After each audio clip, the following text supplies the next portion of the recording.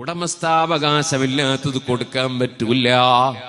ഇവിടെ ഒരു ദീനീ സ്ഥാപനം, ഒരു പള്ളി, ആ പള്ളിയുടെ സംഖ്യ അതെടുത്ത് കുറെ പാവപ്പെട്ടവർക്ക് കൊടുക്കാൻ പ്രസിഡന്റിന് പറ്റൂല, സെക്രട്ടറിക്ക് പറ്റൂല. അത് പള്ളിയുടെ സ്വത്താണ്, അദ്ദേഹത്തിന്റെ ഉടമസ്ഥതയിലുള്ളതല്ല. അതുകൊണ്ട് അത് കൊടുക്കാൻ അയാൾക്ക് പറ്റൂല. എന്നാ പിന്നെ കടം കൊടുക്കാൻ പറ്റൂ? അതും പറ്റൂല. കാരണം അത് അദ്ദേഹത്തിൻ്റെതല്ല. ഉടമസ്ഥാവകാശമുള്ളതേ കൊടുക്കാൻ പറ്റൂ. അങ്ങനെയല്ലേ? അങ്ങനെ വരുമ്പോൾ യഥാർത്ഥ ഉടമസ്ഥൻ ആരാണ്? അത് അല്ലാഹുവാണ്. ആ അല്ലാഹുവിൻ അല്ലാതെ യഥാർത്ഥത്തിൽ കൊടുക്കുന്നവനില്ല. നിമിത്തമായി പ്രവർത്തിക്കുന്ന പലരുമുണ്ട്, പലതുമുണ്ട്. മരുന്ന് നിമിത്തമാണ് രോഗശമനത്തിന്. രോഗം സുഖപ്പെടുത്തുകയെന്ന ശമനം കൊടുക്കുന്നവൻ അല്ലാഹുവാണ്, മരുന്നല്ലേ അല്ല. മൂസാ നബി അലൈഹി സ്വലാത്തു വസ്സലാമിന് രോഗമായി. പടച്ച റബ്ബേ, സുഖമില്ല. അല്ലാഹു ഒരു മരുന്ന് പറഞ്ഞു കൊടുത്തു. ആ മരുന്നും അല്ലാഹു സൃഷ്ടിച്ചത് തന്നെയാണ്, നിമിത്തമായി പടച്ചതാണ്. അതുകൊണ്ടാണല്ലോ നബിതങ്ങൾ നിങ്ങൾ രോഗത്തിന് ചികിത്സ നടത്തണം. അതേ ലികുല്ലി ദാഇൻ ദവാ, എല്ലാ രോഗത്തിനും മരുന്നുണ്ട് എന്നല്ലേ പഠിപ്പിച്ചിട്ടുള്ളത്. ആകയാൽ മൂസാ നബി അലൈഹിസ്സലാം അതേ ആ പറഞ്ഞു കൊടുത്ത മരുന്നുപയോഗിച്ച് രോഗം മാറിപ്പോയി. കുറച്ചു കാലം കഴിഞ്ഞ് വീണ്ടും ആ രോഗം തിരിച്ചു വന്നു. മൂസാ നബി അലൈഹിസ്സലാം അതേ മരുന്ന് തന്നെ പോയി എടുത്തുപയോഗിച്ചു. രോഗം മാറിയില്ല. അള്ളാഹുവിനോട് വേവലാതിപ്പെട്ടു. അള്ളാഹുവേ, എനിക്ക് രോഗമായി, ഞാൻ ആ മരുന്ന് കുടിച്ചിട്ട് മാറുന്നില്ല. അള്ളാഹു പറഞ്ഞു, അന്ന് മരുന്ന് കുടിച്ച് ഞാൻ പറഞ്ഞിട്ട് കുടിച്ചതാ, ഇപ്പൊ നിങ്ങളെ വകയെ കുടിച്ചതാ. രോഗം മാറ്റുന്നവൻ ഞാനല്ലേ, മരുന്നല്ലല്ലോ. ഓ സുഹൃത്തുക്കളെ, മരുന്ന് നിമിത്തമാണ്, ഡോക്ടർ നിമിത്തമാണ്, വക്കീല് നിമിത്തമാണ്, കോടതി നിമിത്തമാണ്, ഉദ്യോഗസ്ഥന്മാര് നിമിത്തമാണ്, ഭരണാധികാരികൾ നിമിത്തമാണ്. അതുപോലെ ആത്മീയ ഭരണരംഗത്തുള്ള ഔലിയാക്കളും അഖ്താബുകളും അമ്പിയാക്കളും മലക്കുകളും എല്ലാം നിമിത്തങ്ങളാണ്. കൊടുക്കുന്നവനൊന്നേ ഉള്ളൂ, തടയുന്നവനൊന്നേ ഉള്ളൂ, അവനാണ് അല്ലാഹ്. ബിയദിഹി മലകൂതു കുല്ലി ശൈ. അഷ്റഫുൽ ഖൽഖ് സല്ലല്ലാഹു അലൈഹി വസല്ലം തങ്ങൾ പറഞ്ഞു കൊടുക്കുന്ന ദുആ, സുബ്ഹാനല്ലാഹ്, പുത്തൻവാദികളായി അല്ലാഹുവിന്റെ റസൂല് സല്ലല്ലാഹു അലൈഹി വസല്ലം തങ്ങളെയോ അമ്പിയാക്കളെയോ സാലിഹീങ്ങളെയോ ഇടയാളന്മാരാക്കി പടച്ച റബ്ബിനോട് പ്രാർത്ഥിക്കുന്നത് പാടില്ലെന്ന് പറയുന്ന കക്ഷികളുടെ വലിയ ടോപ്പ് നേതാവ് നാസറുദ്ദീൻ അൽബാനി വരെ ഈ ഹദീസ് സഹീഹാണെന്നല്ലേ പറഞ്ഞിട്ടുള്ളത്.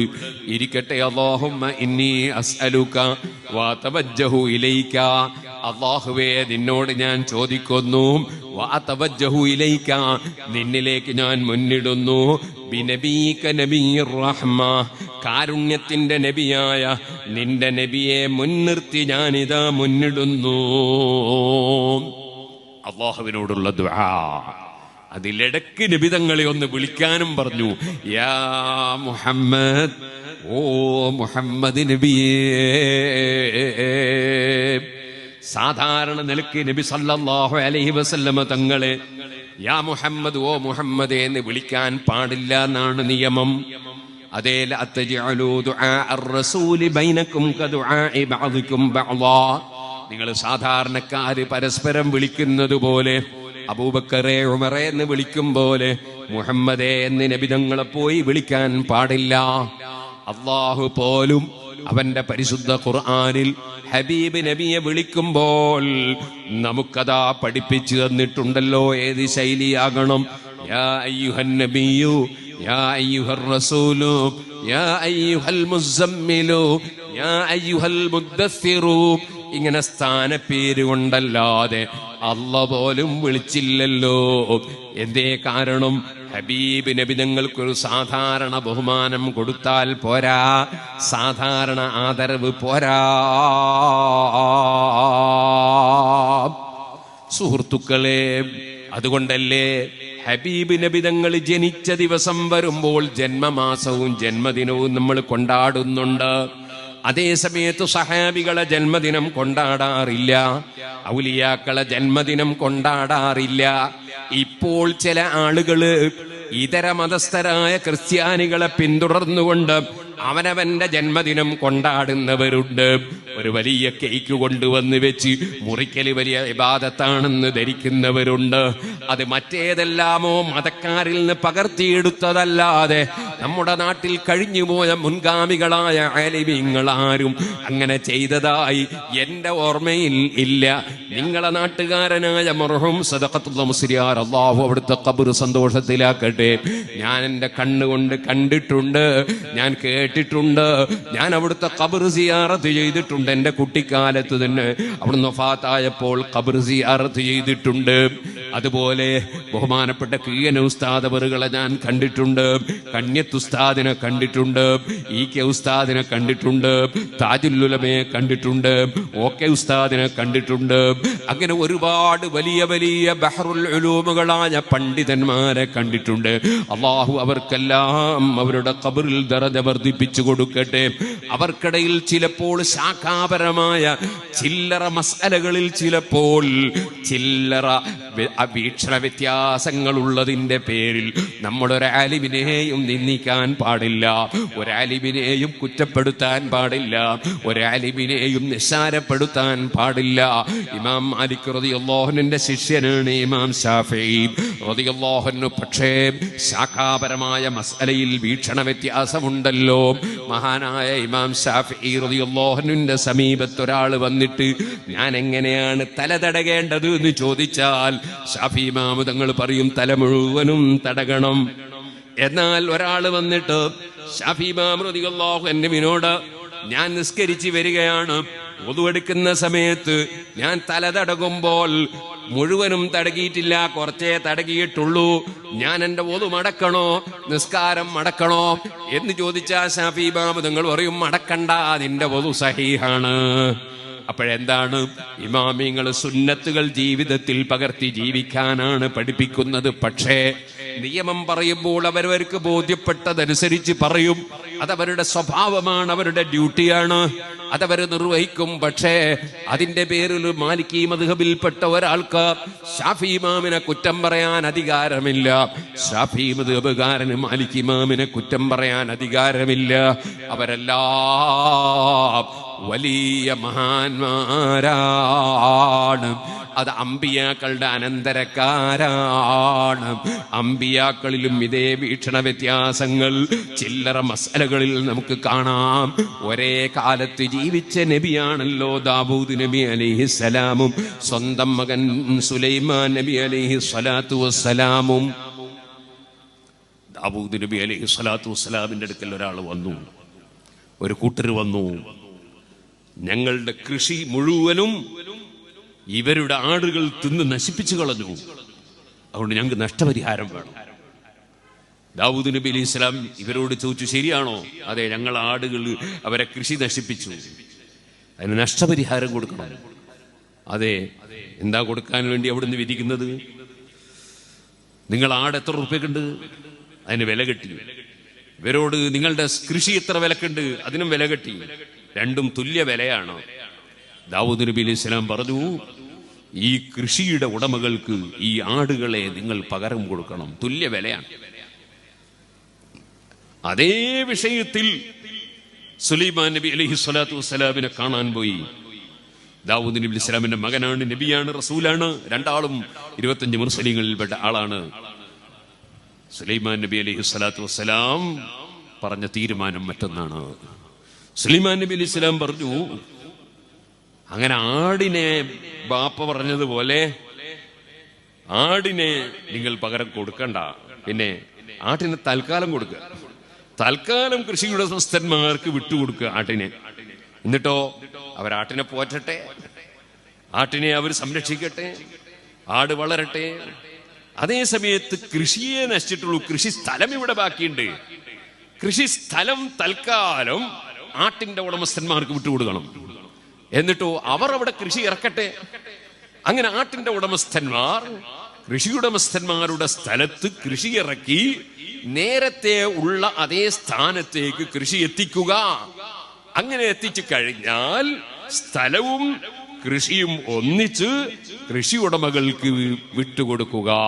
അപ്പോൾ ആട്ടിനെയും അതിന്റെ കുട്ടികളെയും ഒക്കെ തിരിച്ചിങ്ങോട്ടും വിട്ടുകൊടുക്കുക. അല്ലാഹു തആല അതിനെ സംബന്ധിച്ച് ഖുർആനിൽ പരാമർശിച്ചു. ഖുർആനിൽ അല്ലാഹു തആല ഇദ് യഹ്കുമു ദാവൂദ വ സുലൈമാന ഇദ് യഹ്കുമാനി ഫിൽ ഹർസി ഇദ് നഫസത് ഫീ ഗനമുൽ ഖൗമി വ കുന്നാ لحكمهم شاهدين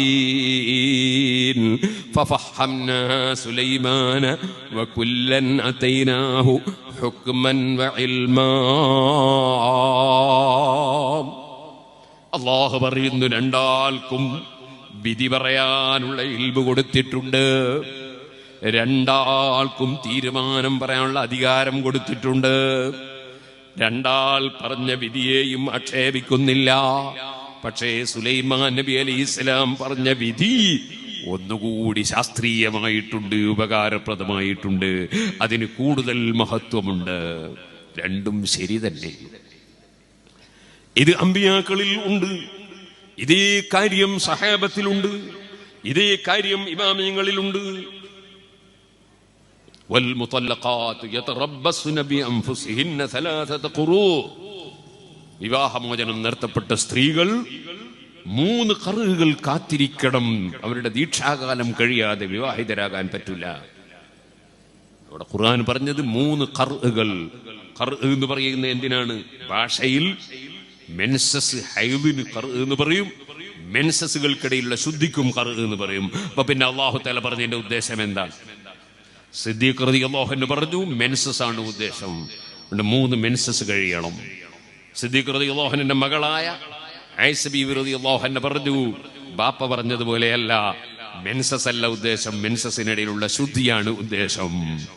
ഇമാം അബൂ ഹനീഫ റളിയല്ലാഹു അൻഹുവിന്റെ മദ്ഹബ് അബൂബക്കർ സിദ്ദീഖ് റളിയല്ലാഹു അൻഹുവിന്റെ മദ്ഹബിനോട് യോജിക്കുന്ന വിധത്തിലാണ്. ശാഫി ഇമാം റളിയല്ലാഹു അൻഹുവിന്റെ മദ്ഹബ് ആയിഷ ബീവി റളിയല്ലാഹു അൻഹയുടെ മദ്ഹബിനോട് യോജിക്കുന്ന വിധത്തിലാണ്. രണ്ടും ഖുർആനാണ്, രണ്ടും ശരിയാണ്. ഒന്നിനെ ആക്ഷേപിക്കേണ്ടതല്ല. ഒന്ന് നബി തങ്ങളുടെ ഭാര്യയാണ്, മറ്റൊന്ന് നബി തങ്ങളുടെ ഏറ്റവും പ്രിയപ്പെട്ട സഹാബി, സഹാബികളിൽ ഏറ്റവും ശ്രേഷ്ഠരായ സയ്യിദുനാ അബൂബക്കർ സിദ്ദീഖ് ഭാര്യയുടെ പിതാവും കൂടിയാണ്. ഇത് തന്നെയാണ് 4 മദ്ഹബിന്റെ ഇമാമിയങ്ങൾക്കിടയിലുള്ള വീക്ഷണ വ്യത്യാസങ്ങളും അങ്ങനെയാണ്. കാലാന്തരത്തിൽ പിന്നീട് ഇമാം നവവി റളിയല്ലാഹു അൻഹുവും ഇമാം റാഫി റളിയല്ലാഹു അൻഹുവും തമ്മിലും വീക്ഷണ വ്യത്യാസങ്ങളുണ്ട്. ഞാൻ എന്റെ ചെറുപ്പക്കാരായ കുട്ടികളോട് പറയുന്നു, സുജൂദ് ചെയ്യുന്ന സമയത്ത് കാലിന്റെ വിരലിന്റെ അടിഭാഗം പള്ള അത് നമ്മൾ നിലത്ത് വെക്കണം, എന്നാലേ സുജൂദ് ശരിയാവുള്ളൂ. ഇപ്പൊ പലരും സുജൂദ് ചെയ്യുന്നത് കാണുന്നത് ഇങ്ങനെ കോട്ടി മടക്കി വെച്ചിട്ടാണ്. ചിലർ തീരെ അങ്ങ് പൊക്കിക്കളയുകയാണ്, വേറെ ചിലർ എന്തെല്ലാമോ കളിക്കുകയാണ്. അങ്ങനെയല്ല വെക്കേണ്ടത്. ഇമാം നവവി റളിയല്ലാഹു അൻഹുവിന്റെ അഭിപ്രായമനുസരിച്ച് കാലിന്റെ വിരലിന്റെ പള്ള നിലത്ത് വെച്ചിട്ടില്ലെങ്കിൽ സുജൂദ് സഹീഹാകൂല. എന്നാൽ ഇമാം റാഫി റളിയല്ലാഹു അൻഹുവിന്റെ അഭിപ്രായമുണ്ട്, പള്ള തന്നെ വെക്കണം എന്നില്ല. ഇത് രണ്ടും ശാഫി മദ്ഹബാണ്. ഒരേ മദ്ഹബിൽ തന്നെയും വീക്ഷണ വ്യത്യാസങ്ങൾ ഉണ്ടാകാം. ഞാനിപ്പോൾ വരുന്ന സമയത്ത് ഒരാള് എന്നെ ഫോൺ ചെയ്തു. അദ്ദേഹം പറഞ്ഞു, ഞാൻ തലശ്ശേരിയിലാണ്, എനിക്ക് കച്ചവടം. തലശ്ശേരിയിൽ കച്ചവടമുള്ള ഞാൻ ഫിത്ർ സക്കാത്ത് കൊടുത്തത് എന്റെ നാട്ടിലാണ്, എന്റെ നാട് പെരിങ്ങത്തൂരിലാണ്.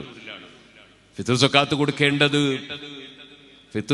കൊടുക്കേണ്ടത് പെരുന്നാള് രാവ് മഗ്രിബിന്റെ സമയത്ത് എവിടെയാണോ ഉള്ളത് അവിടെയാണ് കൊടുക്കേണ്ടത് എന്നതാണ് ശാഫി മദ്ഹബിലെ മുഅ്തമദ്. അങ്ങനെയാണ് കൊടുക്കേണ്ടത്. ഏതുപോലെ ദുബായിലുള്ള ബിസിനസ്സുകാരൻ അവന്റെ ബിസിനസിന്റെ സക്കാത്ത് കൊടുക്കേണ്ടത് ദുബായിലാണ്, ഖത്തറിലുള്ളവൻ ഖത്തറിലാണ്, സൗദിയിലുള്ളവൻ സൗദിയിലാണ്, കോഴിക്കോട്ടുള്ള കച്ചവടത്തിന്റെ സക്കാത്ത് കോഴിക്കോട്ടാണ് കൊടുക്കേണ്ടത്. പക്ഷേ പലരും ഇന്ന് ദുബായിലെ കച്ചവടക്കാർ ഇവിടെ വന്ന് കുടുംബങ്ങൾക്കും അയൽവാസികൾക്കും സക്കാത്ത് കൊടുക്കുകയാണ്. അതുപോലെ തന്നെ സക്കാത്ത് കൊടുക്കാൻ വേണ്ടി അർഹതപ്പെട്ട ആളുകളെ ഏൽപ്പിക്കുകയാണ്, നാട്ടിൽ കൊണ്ടുപോയി കൊടുക്കണമെന്ന് പറഞ്ഞിട്ട് ഏൽപ്പിക്കുകയാണ്. അതെങ്ങനെ ശരിയാകുന്നത്? അത് ശരിയാകുന്നത് ശാഫിഈ മദ്ഹബിൽ തന്നെയുള്ള ചില പണ്ഡിതന്മാർ ഫത്വ കൊടുത്തിട്ടുണ്ട്. സക്കാത്ത് സ്ഥലം മാറി കൊടുക്കുന്നതിന് വിരോധമില്ല എന്ന് ഫത്വ കൊടുത്തവരുണ്ട്. അപ്പൊ ഞാൻ ആ ചെറുപ്പക്കാരനോട് പറഞ്ഞു, മുഅ്തമദായ മസ്അല പ്രകാരം നിങ്ങൾ തലശ്ശേരിയാണ് കൊടുക്കേണ്ടത്. നിങ്ങൾക്ക് ഇങ്ങനൊരു അഭിപ്രായം, ഇങ്ങനെ ഒരു ഖൗലുണ്ട്. ചില പണ്ഡിതന്മാരങ്ങനെ ഫത്വ കൊടുത്തിട്ടുണ്ട്, സ്ഥലം മാറി കൊടുക്കാമെന്ന് ഫത്വ കൊടുത്തിട്ടുണ്ട്. അങ്ങനെ പറഞ്ഞ ഇമാമിങ്ങളുടെ അഭിപ്രായം സ്വീകരിച്ച് വല്ലവരും നിങ്ങൾ പെരിങ്ങത്തൂരിൽ കൊടുത്താലും കുറ്റത്തുനിന്ന് ഒഴിവാകും എന്ന വിഷയം പറഞ്ഞു. അപ്പൊ അയാൾ എനിക്ക് മറുപടി ഇട്ടു, ഞാൻ ആ രണ്ടാം പക്ഷത്തേ നിൽക്കുള്ളൂ, അത്രേ എന്നെ കൊണ്ടാവുള്ളൂ എന്ന്. ഏതുപോലെ ഫത്ഹുൽ മുനോദിയ മുതഅല്ലിമീങ്ങൾക്കറിയാം, ഫത്ഹുൽ മുഈനിലുണ്ട് എന്ത് യജിബുൽ ഖിതാനു, അതേ സുന്നത്ത് കർമ്മം നടത്തൽ നിർബന്ധമാണ്. ആർക്ക്? ആണിനും പെണ്ണിനും നിർബന്ധമാണ് എന്നുണ്ട്. പെണ്ണിന്റെ ഖിതാൻ എത്ര നടത്തിയിട്ടുണ്ട് ഓരോരുത്തരും വീട്ടിൽ പോയിട്ടൊന്ന് അന്വേഷിച്ച് നോക്കിയാൽ മനസ്സിലാവും. സുഹൃത്തുക്കളെ, അവിടെ വഖീല, അവിടെ ഒരു ഖൗലുണ്ട്, സ്ത്രീകൾക്ക് വുജൂബില്ല, സുന്നത്തേ ഉള്ളൂ എന്ന് ഖൗലുണ്ട്. അഖൗലനുസരിച്ചാണ് പ്രവർത്തനം നടക്കുന്നത്. ഞാൻ ബോംബെയിൽ പോയി, ഇപ്പൊ മുംബൈ എന്നാ പറയാം, അതേപോലെ ഞാൻ ദുബായിൽ പോയി, ഒരു പള്ളി കയറി നോക്കി, ഒരൊറ്റ അറബിയും ഇല്ലാത്ത ഒരു പള്ളി. ഇവിടെ ജുമാ നടക്കുന്നുണ്ട്. ആ ജുമാ എങ്ങനെ നടക്കുക? മുത്തബത്തിനായ 40 ആള് വേണ്ടേ? നാട്ടിൽ സ്ഥിരതാമസക്കാരായ 40 ആള് വേണ്ടേ? അവിടെ ഇബ്നു അബീ ഹുറൈറ റളിയല്ലാഹു അൻഹുവിന്റെ ഒരു അഭിപ്രായമുണ്ട്, എന്ത് നാട്ടുകാരല്ലെങ്കിലും ജുമാ മുഖീമീങ്ങൾക്കും നടത്താം. ആ അഭിപ്രായം അനുസരിച്ച് അവിടെ ജുമാ നടക്കുന്നു, ആളുകൾ നിസ്കരിക്കുന്നു. അതൊക്കെ ബാത്തിലാണെന്ന് പറയാൻ പറ്റുമോ? അങ്ങനെ പറയാൻ പറ്റില്ലല്ലോ. അപ്പൊ ഇമാമിയങ്ങൾക്കിടയിൽ വീക്ഷണ വ്യത്യാസങ്ങൾ ഉണ്ടാകും, ആലിമീങ്ങൾക്കിടയിൽ വീക്ഷണ വ്യത്യാസങ്ങൾ ഉണ്ടാകും. അതിന്റെ പേരിൽ ഒരു ആലിമിനെയും നിന്ദിക്കാൻ പാടില്ല. ഇസ്ലാം നിന്ദിക്കാൻ പഠിപ്പിക്കുന്ന മതമല്ല, മറിച്ച് ആദരിക്കാനും സ്നേഹിക്കാനും പഠിപ്പിക്കുന്ന മതമാണ്. ഇപ്പോൾ അതിലേക്ക് കടക്കാൻ സമയമില്ലാത്തതുകൊണ്ട് ഞാൻ പറയുന്നില്ല. എത്രത്തോളം നമ്മളുമായി സൗഹാർദ്ദ കരാറിലും സൗഹാർദ്ദത്തിലും ജീവിച്ചു കൊണ്ടിരിക്കുന്ന ഒരു അമുസ്ലിം സഹോദരനാണെങ്കിൽ, ഒരു മുആഹിദായ കരാറിൽ ജീവിക്കുന്ന ഒരു അമുസ്ലിം സഹോദരനാണെങ്കിൽ പോലും നബി സല്ലല്ലാഹു അലൈഹി വസല്ലം പറഞ്ഞു, മൻ ളലമ മുആഹിദൻ, വല്ലവനും കരാറിൽ ഏർപ്പെട്ട് രജ്ഞിപ്പോടെ സൗഹാർദ്ദത്തിൽ ജീവിക്കുന്ന ഒരു അമുസ്ലിം സഹോദരനെ ആക്രമിച്ചാൽ, അവന്തഖസ മിൻഹു, അല്ലെങ്കിൽ അവനെ ഇൻസൾട്ടാക്കി സംസാരിച്ചാൽ, ഒരമുസ്ലിമിനെ ഇൻസൾട്ടാക്കി സംസാരിച്ചാൽ, പിന്നെയും പറയാണ്, ഔ അഖദ മിൻഹു ശൈഅൻ ബിഗൈരി തീബി നഫ്സിൻ, അല്ലെങ്കിൽ അവന്റെ മനസ്സംതൃപ്തിയില്ലാതെ അവന്റെ വല്ലതും കൈവശപ്പെടുത്തിയാൽ, ഔ കല്ലഫഹു ഫൗഖ താഖതിഹി, അല്ലെങ്കിൽ അവന് സാധിക്കാത്തത് അവനെ നിർബന്ധിച്ച് ചെയ്യിപ്പിച്ചാൽ,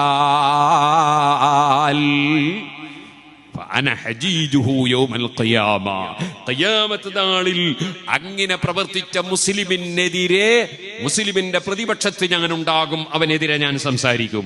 നബി സല്ലല്ലാഹു അലൈഹി വസല്ലം പറയാണ്, ഇസ്ലാം ഫാഷിസത്തിന്റെ മതമല്ല, ഇസ്ലാം സൗഹൃദത്തിന്റെ മതമാണ്, സ്നേഹത്തിന്റെ മതമാണ്, സഹകരണത്തിന്റെ മതമാണ്, സഹനത്തിന്റെ മതമാണ്. ഇസ്ലാമിനെ പഠിക്കാതെ, അല്ലെങ്കിൽ പഠിച്ചതിന് ശേഷം ഇബ്ലീസിന്റെ ത്വരീഖത്ത് സ്വീകരിച്ചതുകൊണ്ട്, ഇബ്ലീസിന് തീരെ വിവരമല്ലാഞ്ഞിട്ടൊന്നുമല്ലല്ലോ ഇബ്ലീസ് പിഴച്ചുപോയത്, അഹങ്കാരമുള്ളത് കൊണ്ടല്ലേ.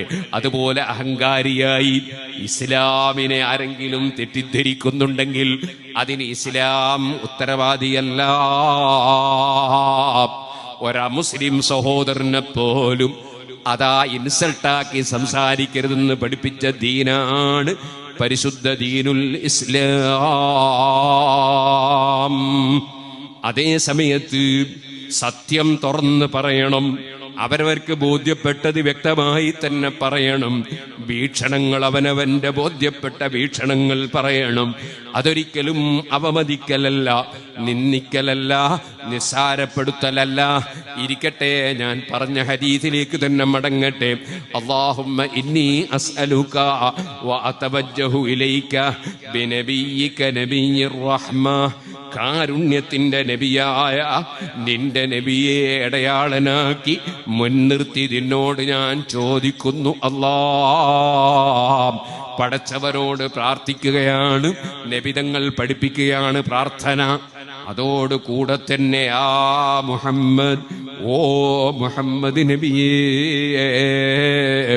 എന്ന് വിളിക്കാൻ പറയുകയാണ്. കാരണം ഇസ്തിഗാഥ ചെയ്യുന്ന സമയത്ത്, സഹായം തേടുന്ന സമയത്ത് യാ മുഹമ്മദ് എന്ന് വിളിക്കുമ്പോൾ അവിടെ ആദരവിന് കുറവ് വരുന്നില്ല. ആദരവോടെയുള്ളൊരു വിളിയാണത്. കാരണം ഇസ്തിഗാസ എന്ന് പറയുന്നത് തന്നെ തഅ്ളീമാണ്, ബഹുമാനിക്കലാണ്. അതുകൊണ്ടാണല്ലോ ഇമാം ഇബ്നു ഹജറുൽ അസ്ഖലാനി റളിയല്ലാഹു അൻഹു അവിടുത്തെ ദുററുൽ കാമിന എന്ന ഗ്രന്ഥത്തിൽ കഴിഞ്ഞു പോയൊരു വലിയ പണ്ഡിതനെ സംബന്ധിച്ച് സംസാരിക്കുമ്പോ അല്ലാഹുവിന്റെ റസൂലിനെ വിളിച്ച് ഇസ്തിഗാസ ചെയ്യാൻ പാടില്ലെന്ന് ആദ്യമായി പറഞ്ഞ ഇബ്നു തൈമിയെ പരാമർശിക്കുമ്പോ അദ്ദേഹത്തെ സംബന്ധിച്ചുള്ള വ്യത്യസ്തമായ അഭിപ്രായ വീക്ഷണങ്ങളൊക്കെ പറയുമ്പോ വമിൻഹും മൻ യൻസിബുഹു ഇല സന്ദഖ, അദ്ദേഹം മതവിരോധിയാണെന്ന് വരെ പറഞ്ഞ പണ്ഡിതന്മാരുണ്ട്. അങ്ങനെ പറയാനുള്ള കാരണം അതേ നബി സല്ലല്ലാഹു അലൈഹി വസല്ലം തങ്ങളോട് സഹായം ചോദിക്കാൻ പാടില്ല എന്ന് അദ്ദേഹം പറഞ്ഞതുകൊണ്ടാണ്. കാരണം അതിൽ ഫീഹി മൻഅം മിൻ തഅ്ളീമിൻ നബി സല്ലല്ലാഹു അലൈഹി വസല്ലം, നബിതങ്ങളെ ബഹുമാനിക്കുന്ന ഏർപ്പാടാണ് നബിതങ്ങളോടുള്ള ഇസ്തിഗാസ. അത് പാടില്ല എന്ന് പറയുന്നത് നബിയെ ബഹുമാനിക്കുന്നതിൽ നിന്ന് ജനങ്ങളെ തടയലാണ് എന്ന് പറഞ്ഞ പണ്ഡിതന്മാരുണ്ടെന്ന് ഉദ്ധരിച്ചില്ലേ? അപ്പൊ ഇസ്തിഗാസ എന്ന് പറയുന്നത് ഒരു ബഹുമാനമാണ്. ആ ബഹുമാനം അല്ലാഹുവിങ്കിൽ നിന്ന് കിട്ടാനുള്ള നിമിത്തമാണ്. അതുകൊണ്ട് തന്നെ അള്ളാന്റെ റസൂല് പഠിപ്പിക്കുകയാണ്, യാ മുഹമ്മദ്, ഓ മുഹമ്മദ് നബിയേ എന്ന് വിളിക്കാൻ പറയുകയാണ്. അതേ സമയത്ത് ഞാൻ പറഞ്ഞല്ലോ, ലിഇജ്ലാലിഹി മല്ലാഹു നാദാഹു ബിസ്മിഹി വമിൻ ഖബ്ലിഹി നാദാ ബിഅസ്മാഇഹിം റസൂലാ.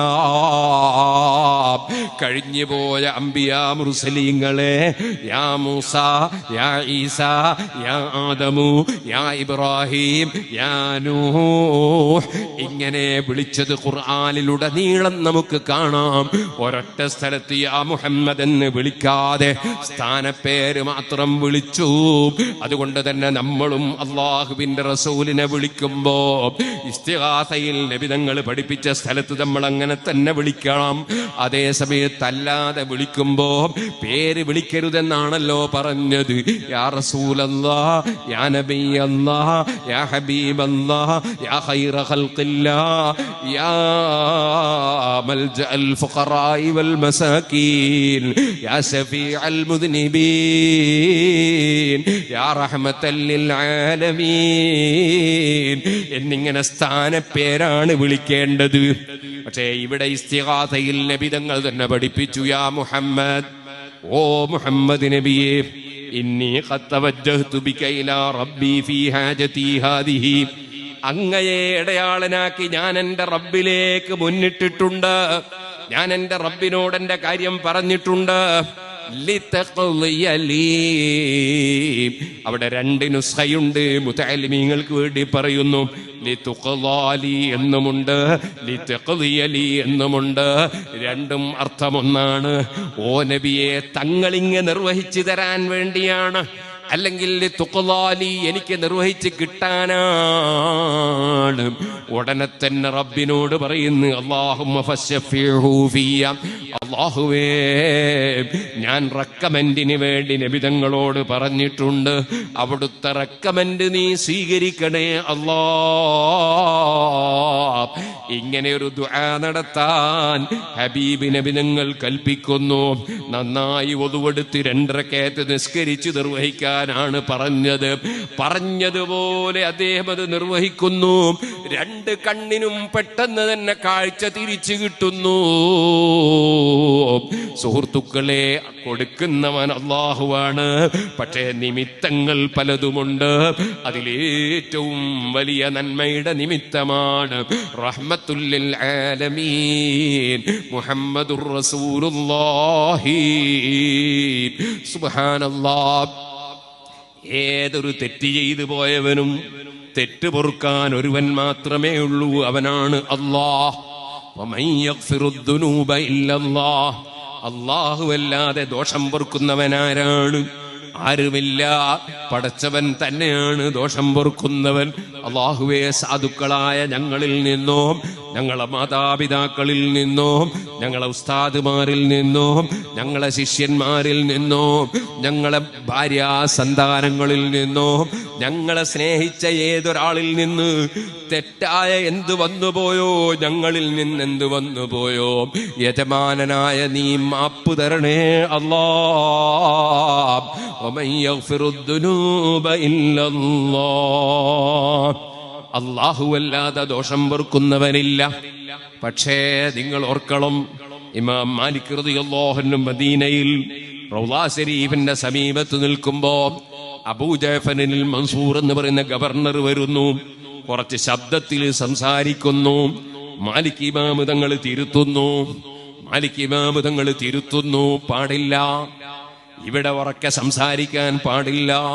ഹുർമതു മയ്യിതൻ കഹുർമതിഹി ഹയ്യാ. ഭൂമിയുടെ ഉപരിലോകത്ത് ജീവിച്ചിരിക്കുന്ന കാലത്ത് ഏതൊരു മഹത്വം നബിതങ്ങൾക്കുണ്ടോ അതിനൊരു കുറവും അവിടുത്തെ വഫാത്തിന് ശേഷവും ഇല്ല. ജമാഅത്ത് ഇസ്ലാമിക്കാരൻ പറഞ്ഞതുപോലെ ഖബറിന്റെ ഉള്ളിൽ നിന്ന് ജീർണിച്ച് നശിച്ചു പോയ വ്യക്തിയല്ല അത്. മുജാഹിദ് അവരുടെ 2010 ജൂലൈയിലെ അൽമനാറിൽ പറഞ്ഞതുപോലെ അബദ്ധങ്ങളും തെറ്റുകളും വന്ന വ്യക്തിയല്ല അത്. അതേ, വന്നജ്മീദാ ഹവാ മാ ളല്ല സാഹിബുക്കും വമാ ഗവാ. ജീവിതത്തിൽ ഒരു പിഴവും നബിതങ്ങൾക്ക് പറ്റിയിട്ടില്ലെന്ന് ഖുർആൻ സത്യം ചെയ്തുകൊണ്ടല്ലേ റബ്ബ് ഖുർആനിൽ പറഞ്ഞത്. അതിന് വിരുദ്ധമായ ആശയം അതേ അൽമനാറിൽ എഴുതിയത് അവർക്കറിവില്ലാഞ്ഞിട്ടാണോ, നബിതങ്ങളോടുള്ള വിരോധം കൊണ്ടാണോ? ഞാനതിന് വിധി പറയുന്നില്ല. പക്ഷേ ആ അൽമനാറിന്റെ അനുയായി പെട്ടുപോയ മുജാഹിദുകളോട് പറയുന്നു, നിങ്ങളെ ഈമാൻ രക്ഷിക്കാൻ നിങ്ങൾ സുന്നത്ത് ജമാഅത്തിലേക്ക് വരണേ. മുഹമ്മദ് നബി സാധാരണക്കാരനായി ജനിച്ചു, സാധാരണക്കാരനായി വളർന്നു. 40 വയസ്സെത്തിയപ്പോൾ നബുവത്ത് ലഭിച്ചു.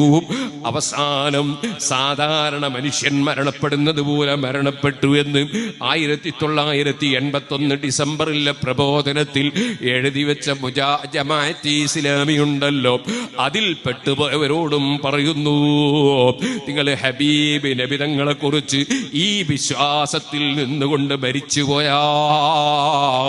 നിങ്ങളെ ഈമാൻ നഷ്ടപ്പെട്ടു പോകും കേട്ടോ.